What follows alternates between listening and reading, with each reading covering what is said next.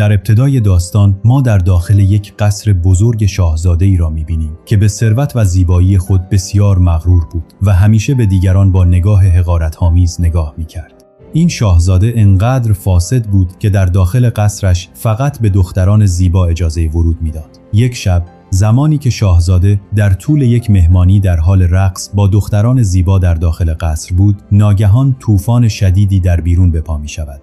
حالا برای نجات از بارانی که در آن طوفان می‌بارید، یک پیرزن فقیر وارد این قصر می‌شود و آن پیرزن به شاهزاده یک گل روز هدیه می‌دهد. اما شاهزاده با دیدن چهره زشت آن پیرزن، آن گل روز را روی زمین می‌اندازد و شروع به خندیدن و مسخره کردن چهره آن پیرزن فقیر می‌کند. آن پیرزن شروع به توضیح دادن به شاهزاده می‌کند که زیبایی هرگز در چهره انسان نیست، بلکه در قلب اوست. اما شاهزاده به حرفهای او توجهی نمی‌کند و در مقابل مردم شروع به بدگویی از آن پیرزن می‌کند. با دیدن این صحنه، آن پیرزن می‌فهمد که در قلب شاهزاده چیزی به نام رحم وجود ندارد. به همین دلیل آن پیرزن ناگهان تغییر شکل می‌دهد و به یک بانوی زیبا تبدیل می‌شود. در واقع آن پیرزن یک جادوگر بود که با شکل یک پیرزن نزد شاهزاده آمده بود تا بتواند از قلب او باخبر شود و او فهمید که در قلب شاهزاده اصلاً عشقی برای مردم فقیر وجود ندارد. با دیدن این صحنه عقل شاهزاده به جایش میآید و روی زانوهایش میافتد و به آن جادوگر میگوید که مرا ببخش. اما جادوگر دیگر قرار نبود شاهزاده را ببخشد، چون کمی قبل وقتی جادوگر از شاهزاده درخواست کرد که لطفاً این گل رز را بپذیرید، شاهزاده با مسخره کردن چهره جادوگر گل او را رد کرده بود. به همین دلیل همچنین جادوگر یاد شاهزاده را از ذهن تمام کسانی که او را میشناختند پاک میکند. در اینجا ما متوجه میشویم که آن گلی که جادوگر به شاهزاده داده بود یک گل معمولی نبود، بلکه یک گل جادویی بود و با نپذیرفتن آن گل جادوگر شاهزاده را نفرین کرد که به یک حیوان تبدیل شود. این نفرین تنها زمانی تمام خواهد شد. کسی عاشق شاهزاده نشد. شاهزاده برای همیشه در همین شکل باقی خواهد ماند و هرگز دوباره نمیتواند انسان شود. حالا سالهای زیادی میگذرد، اما هیچ کس قدم در آن قصر نمیگذارد، چون آن جادوگر شاهزاده و قصر را از ذهن مردم پاک کرده بود. حالا صحنه به روستایی در نزدیکی آن قصر منتقل می شود، جایی که ما دختری به نام بول را می بینیم. بل خواندن کتاب را خیلی دوست دارد و امروز هم برای خریدن یک کتاب تازه می رود. پدر بل یک طراح است و دخترش بل را خیلی زیاد دوست دارد. در همین روستا پسری به نام گاستون هم زندگی می کند. گاستون بول را خیلی دوست دارد و می‌خواهد با بول ازدواج کند، اما بول اصلاً چنین چیزی نمی‌خواست، چون گاستون یک انسان فریبکار بود و او اغلب گاستون را نادیده می‌گرفت. اما گاستون هم دست از سر بل بر نمی‌داشت و می‌خواست به هر قیمتی با بل ازدواج کند. یک روز پدر بول برای کاری از مسیر جنگل به سمت شهر می‌رفت. بعد از رسیدن به میانه جنگل، او راه را گم می‌کند و آن وقت در مقابلش راه دیگری را می‌بینی. پدر بول فکر می‌کند که این راه شاید میانبر باشد. به همین دلیل در این راه به راه می‌افتد. بعد از رفتن مقداری جلوتر، ناگهان صداهای عجیبی از جنگل به گوشش می‌رسد. وقتی پدر بول به پشت سرش نگاه می‌کند، متوجه می‌شود که چند گرگ خطرناک جنگل به دنبال او افتادند. با دیدن این صحنه، پدر بل برای نجات جان خود با سرعت شروع براندن و در حال فرار به بیرون یک قصر می‌رسد. این قصر همان قصری است که در ابتدای داستان دیدیم.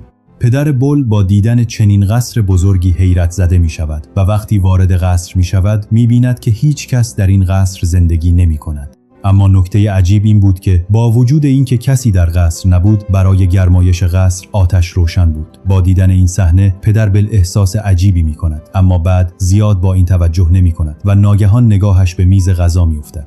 جایی که غذا طوریت از این شده بود که انگار شاهزاده‌ای قرار است برای خوردن آن بیاید. حالا چون پدر بل خیلی گرسنه بود، بدون اینکه فکری کند روی میز غذا می نشیند و با لذت شروع به خوردن غذا می کند. اما او نمیدانست که کمی بعد قرار است اتفاقی برایش بیفتد که هوش از سرش بپرد. زمانی که پدر بل با لذت در حال خوردن غذا بود، ناگهان فنجانی که روی میز بود به او نزدیک می شود و نکته حیرت انگیز این بود که آن فنجان با پدر بل شروع به صحبت می کند. با دیدن این صحنه اون خیلی وحشت زده می شود و از آنجا فرار می کند. حالا در اینجا این سوال پیش می آید که آن فنجان اصلاً چطور حرف می زد؟ در واقع تمام اشیایی که در اینجا افتاده بودند قبلاً انسان بودند، اما به خاطر نفرین جادوگر همه آنها به اشیا تبدیل شده بودند. از طرف دیگر ما پدر بل را می بینیم که از قصر بیرون آمده است و ناگهان در باغ چندین گل رز سفید می بیند. پدر بل فکر می کند که دخترش گل خواسته بود. به همین دلیل او از آنجا بی صدا یک گل را می چید. اما به محض اینکه او گل را می چیند ناگهان دیو ظاهر می شود. دیو از دست پدر بل خیلی عصبانی است، چون پدر بل سعی کرده بود از باغ او گل رز بدزدد. به همین دلیل دیو به جرم دزدیدن گل رز پدر بل را زندانی می کند. اما اسب او از آنجا فرار می کند و آن اسب دوان دوان مستقیم به خانه اش می روند. بل وقتی می بیند که اسب تنها آمده و پدرش نیامده، با دیدن این صحنه فوراً می فهمد که پدرش در دردسری گرفتار شده است. به همین دلیل بل برای پیدا کردن پدرش سوار آن اسب می شود و بعد از آن اسب بل را از راه جنگل به همان قصری می برد که پدرش در آن زندانی است. بل وقتی وارد قصر می شود به اطراف نگاه می کند، اما هیچ کسی را در آنجا نمی بیند. بل در آنجا صداهای زیادی هم می زند که آیا کسی اینجا هست؟ اما هیچ جوابی نمی گیرد و نگران می شود که چطور چنین قصر بزرگی خالی مانده است. حالا به محض اینکه بل جلو می رود ناگهان صداهای مردمی به گوشش می رسد. اما نکته عجیب این بود که او هیچ کس را نمی دید. در واقع این همان ساعت و شمعدان بودند که با هم حرف می زدند. حالا وقتی بل به آن ساعت و شمعدان نزدیک می شود، ناگهان از طبقه بالا صدای فریاد پدرش را می شنود و بعد از آن فوراً به طبقه بالا می رود، جایی که پدرش را می بیند که داخل یک اتاق که بسته شده است. پدر بل سریع به او می گوید که تمام این قصر زنده است. به همین دلیل هرچه زودتر می توانی از اینجا فرار کن، مبادا آن دیو تو را ببیند. بل می پرسد کدام دیو؟ پدرش می گوید آن دیو خیلی خطرناک است. من برای تو از اینجا فقط یک گل چیده بودم که به عنوان مجازات آن دیو مرا برای همیشه در اینجا زندانی کرد. تو سریع از اینجا فرار کن وگرنه او ترا هم خواهد گرفت. حالا قبل از اینکه بل بتواند از آنجا خارج شود، ناگهان دیو میآیند که بل با دیدن او خیلی وحشت زده می شود، چون آن دیو خیلی ترسناک به نظر می رسید. اما بل با کنترل ترس خود به دیو طوری نشان می دهد که انگار اصلاً از او نمی ترسد. بل میگوید که من میخواهم با پدرم ملاقات کنم، اما دیو بل را از ملاقات با پدرش منع میکند. آن وقت بل به دیو میگوید که تو چقدر انسان ظالمی هستی که به خاطر چیدن یک گل روز پدر مرا به حبس ابد محکم کردی. پدر من فقط یک گل چیده هست و برای انجام این کار من به او گفته بودم بنابراین تو باید من را زندانی کنی. اما دیو از قبول حرف بل خودداری می کند و می گوید که من برای اینکه با پدرت ملاقات کنی در را برای مدت کوتاهی باز می کنم. بنابراین هر چه می خواهی برای آخرین بار به پدرت بگو، چون اگر این در یک بار باز و بست شود دیگر هرگز باز نخواهد. چون با گفتن این حرف دیو در سلول را باز می کند. بل سریع داخل می رود و پدرش را در آغوش می گیرد و با زیرکی پدرش را به بیرون هل می دهد و بعد از آن خودش در سلول را پشت سرش می بندد. حالا همانطور که دیو گفته بود دیگر در باز نمی شد و او نمی توانست پدرش را دوباره داخل بیاندازد. پدر بل می گوید که چرا این کار را کردی و بل به پدرش می گوید که بیرون ماندن تو مهمتر است. بعد از این پدرش می گوید که من به زودی برای نجات تو با کمک برمیگردم. و حالا بل در اینجا زندانی می شود. اما به محض اینکه دیو از آنجا می رود ناگهان یک ساعت و یک شمعدان هر دو نزد بل می آیند. اینها قبلا انسان بودند اما به خاطر نفرین جادوگر حالا به ساعت و شمعدان تغییر یافته بودند. نکته خوب این بود که آنها می توانستند همه کارها را مثل انسان انجام دهند، مثل راه رفتن، حرف زدن و خندیدن. آن ساعت و شمعدان در را باز کرده و داخل می آیند و با بل شروع به صحبت می کنند. با دیدن اینها بل وحشت زده می شود و چیزی نمی فهمند، اما شمعدان به او می گوید که نترس و به دنبال ما بیا. اما وقتی خبر این موضوع به دیو می رسد خیلی عصبانی می شود و شروع به دعوی کردن شدید با ساعت و شمعدان می کند. اما آن دو می گویند که شاید همین دختر است که مرا از آن نفرین آزاد خواهد کرد. به همین دلیل به دیو می گویند که تو باید به این دختر نزدیک شوی و او را تحت تأثیر قرار دهید. برو و با او حرف بزن، او را برای غذا دعوت کند و او را در دام عشق خودت بیانداز.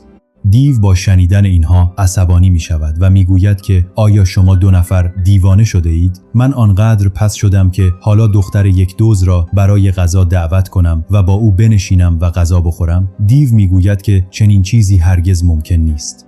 اما وقتی همه اشیا به او اصرار می کنند، او قبول می کند. چون مسئولیت تمام کسانی که در داخل این قصر و اشیا تبدیل شده اند فقط با اوست. چون اگر او آن روز آن گل را با خوشحالی از آن پیرزن می گرفت، امروز حال این مردم اینطور نموند. حالا در اینجا دیو در اتاق بل را می زند و می گوید آیا با من غذا می خوری؟ اما این را یک درخواست حساب نکن. بل در جواب می گوید آیا تو دیوانه ای؟ تو اول پدر من را زندانی کردی، بعد من را اسیر کردی و حالا از من می پرسی که با تو غذا بخورم؟ چنین چیزی هرگز نمی تواند اتفاق بیفتد.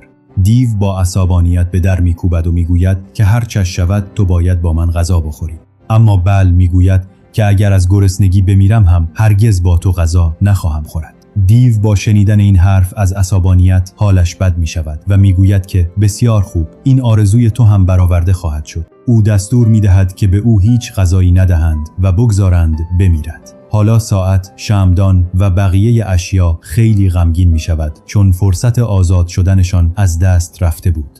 در اینجا می بینیم که دیو سراغ همان گل رز می رود که بعد از افتادن آخرین گلبرگ آن تمام مردم موجود در قذر خواهند مرد.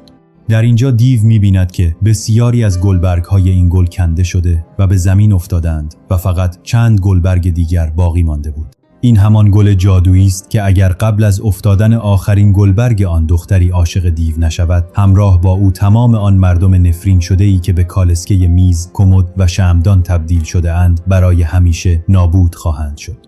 از طرف دیگر می‌بینیم که پدر بل به روستای خود بازگشته و به همه میگوید که جان دخترم در خطر است.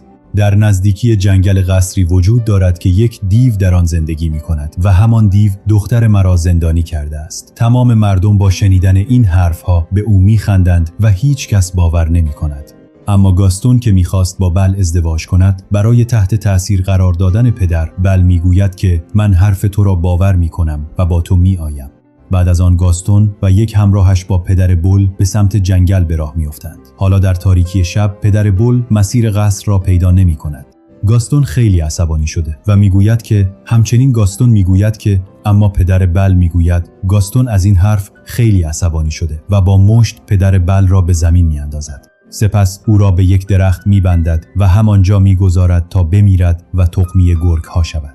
اما صبح روزه بعد می‌بینیم که زنی به نام آگاتا که از روسا اخراج شده بود نزد پدر بل می‌آید. او را آزاد کرده و جانش را نجات می‌دهد. از طرف دیگر در قصر وقتی بل برای خوابیدن به اتاقش برمیگردد، وارد اتاقی می‌شود که گل جادویی در آن نگهداری می‌شود. بل به آن گل نزدیک می‌شود و به محض اینکه می‌خواهد به آن دست بزند، ناگهان دیو می‌آید و با دعوا می‌گوید که تو نمی‌دانی چه کاری می‌خواستی انجام دهی. اگر اتفاقی برای این گل می‌افتاد، جان همه ما می‌رفت. از اینجا برو و دیگر هرگز چهره اطراف من نشان نده. به خاطر این فریاد بل با گریه قصر را ترک می‌کند. اشیا خیلی تلاش می‌کنند او را متوقف کنند، اما بل میگوید که من دیگر 1 ثانیه هم اینجا نخواهم ماند و سوار بر اسب به راه میافتد. با رفتن او اشیا خیلی مایوس میشوند چون میفهمند که حالا برای همیشه در همین وضعیت خواهند ماند. در اینجا بل به محض اینکه مقداری در جنگل جلو میرود، ناگهان چند گرگ او را محاصره میکنند. اما قبل از اینکه آن گرگ ها بتوانند آسیبی به بل برسانند، ناگهان دیو میآید و شروع به جنگیدن با آن گرگ ها میکند. بعد از مدتی جنگیدن با آن گرگ ها، در نهایت دیو تمام آن گرگ ها را از آنجا فراری میدهد. اما در این جنگ خودش هم به شدت زخمی شده بود.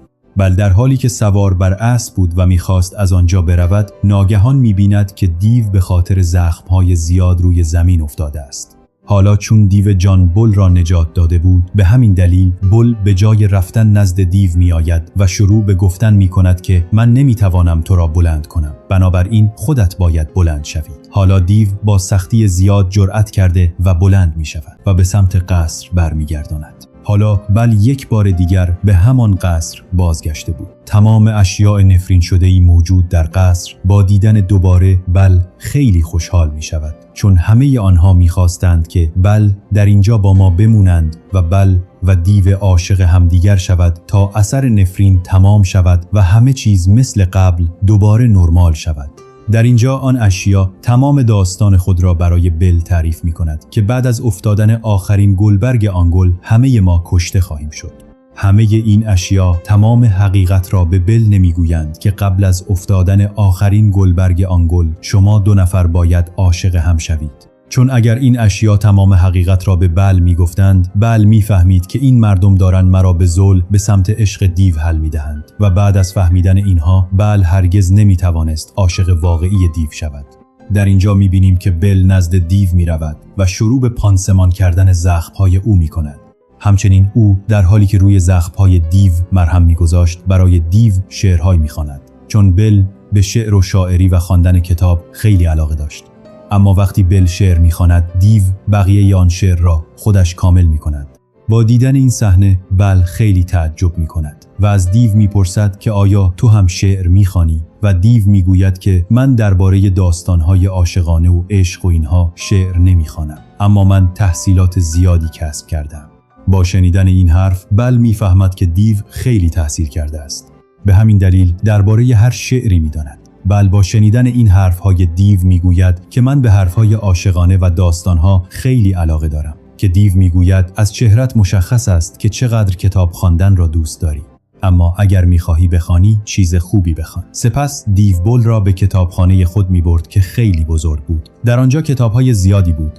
بل با دیدن این همه کتاب کاملا شوکه می شود و خیلی هم خوشحال می شود، چون در روستا برای خواندن هیچ کتابی پیدا نمی کرد. اما اینجا قفس‌های کتاب پر بود. در اینجا دیو به بل می گوید که اگر می خواهی می توانی با ما بمانی و اگر کتابخانه مرا پسندیدی از امروز این کتابخانه مال توست. بل با شنیدن این خیلی خوشحال می شود و بعد با گذشت زمان دوستی این دو عمیق‌تر می شود.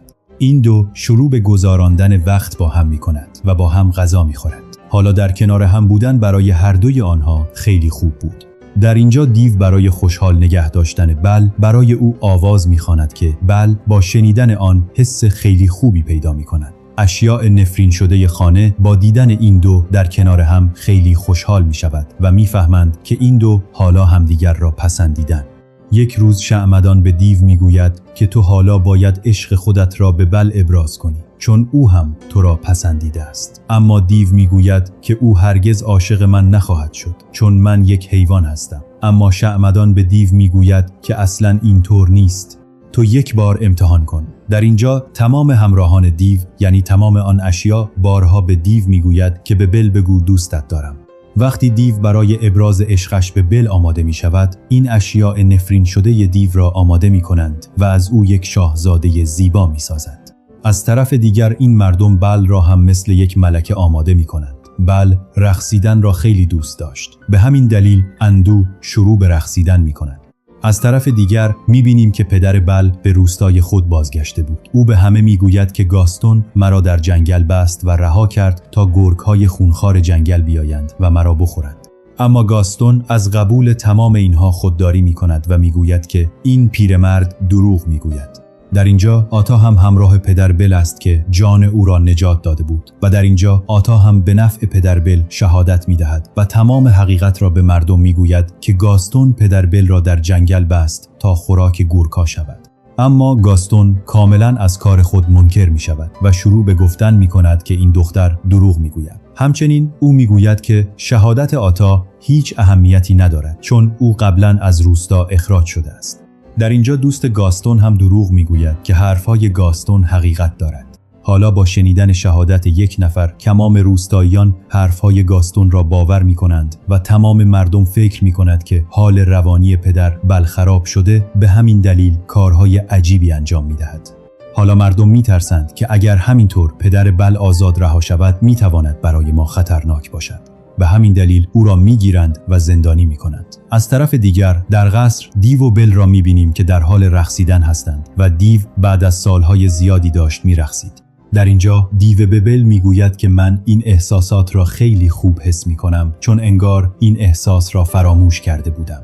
بل میگوید که من هم رقصیدن را خیلی دوست دارم و پدرم به من رقصیدن یاد داد. دیو با شنیدن این از بل میپرسد که آیا دلت برای پدرت تنگ میشود؟ بل میگوید بله، دلم برای پدرم خیلی تنگ شده.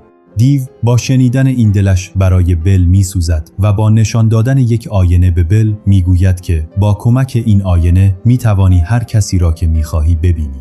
بل وقتی آینه را میگیرد و به یاد پدرش میافتد، پدرش را در آینه میبیند که روستاییان او را زندانی کردند. بل با دیدن این خیلی نگران میشود که دیو میگوید تو باید نزد پدرت بروی، چون در این لحظه پدرت به تو نیاز دارد. همچنین دیو آن آینه جادویی را هم به بل میدهد و میگوید هر وقت یاد من افتادی این چهره زشت مرا در این آینه ببین. بعد از آن بل برای نجات پدرش فوراً از آنجا به راه میافتد و حالا بعد از رفتن بل دیو در قصر تنها مانده بود. دیو خیلی دلتنگ بل شده بود، چون حالا عاشق بل شده بود و حالا چون دیو خودش بل را آزاد کرده بود. به همین دلیل نفرینی که جادوگر با آنها داده بود دیگر هرگز تمام نخواهد شد. دیو و بقیه همراهانش از این بابت خیلی غمگین می شود. از طرف دیگر بل به روستای خود می رسد و می بیند که پدرش توسط روستاییان زندانی شده است. بل به همه می گوید که هرچه پدرم می گوید کاملا درست است. او به همه شروع به توضیح دادن می کند که در جنگل قصر است که یک دیو در آن زندگی می کند، اما روستاییان حرفهای بل را هم باور نمی کردند. حالا وقتی روستاییان حرف بل را باور نمی کند، بل در آن آینه جادویی دیو را به همه مردم نشان می دهد که با دیدن آن تمام مردم خیلی تعجب می کند. بل به تمام این مردم می گوید که نیازی نیست بترسید، چون آن دیو اصلاً خطرناک نیست، بلکه آن دیو قلب خیلی خوبی دارد و به کسی آسیب نمی رساند. حالا گاستون وقتی میشنود که بل اینقدر از آن دیو تعریف میکند، میفهمد که بل عاشق دیو شده است و به همین دلیل گاستون حسادت کرده و سعی میکند تمام روستاییان را تحریک کند که آن دیو روی بل جادوی سیاه انجام داده است. به همین دلیل او هم مثل پدرش حرف میزند.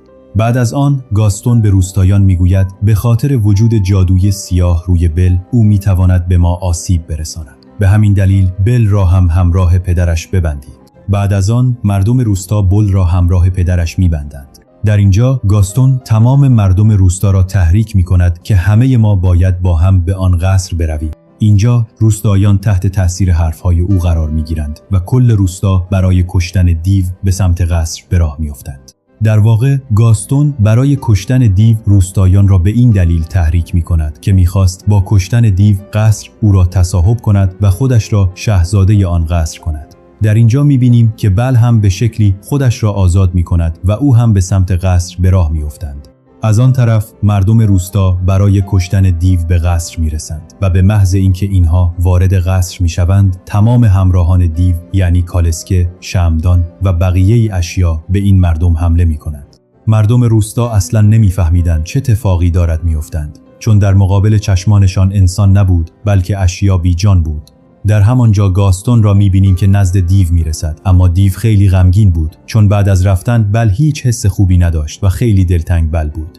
گاستون به دیو میگوید که تو چه فکر میکنی که بل تو را دوست دارد؟ این فکر تو غلط است، چون خود بل برای تمام کردن کارد همه ماروساییان را به اینجا فرستاده است. دیو با شنیدن این خیلی مایوس می شود و همان لحظه گاستون به دیو شلیک می کند که باعث می شود دیو بی افتر. اما دیو قبل از افتادن چوب یک تراس را می گیرد. حالا قبل از اینکه گاستون برای کشتن دیو گلوله دوم را شلیک کند، ناگهان بل به اینجا می آید و بل دست گاستون را میگیرد تا نتواند به دیو شلیک کند، اما در این درگیری پای گاستون لیز میخورد که باعث میشود او پایین بیفتر و تفنگ هم از دستش به پایین میافتد. حالا دیو هم سعی میکند بالا بیاید و همان لحظه بل او را صدا میزند. بل در حالی که از دیو معذرت خواهی میکرد میگوید که دیو با شنیدن این حرفهای بل خیلی خوشحال میشود و میفهمد که حالا با دیدن بل جرأتی در درون دیو پیدا میشود و او برای مقابله با گاستون آماده میشود. بعد از آن او نزد گاستون رفته و او را از گردن گرفته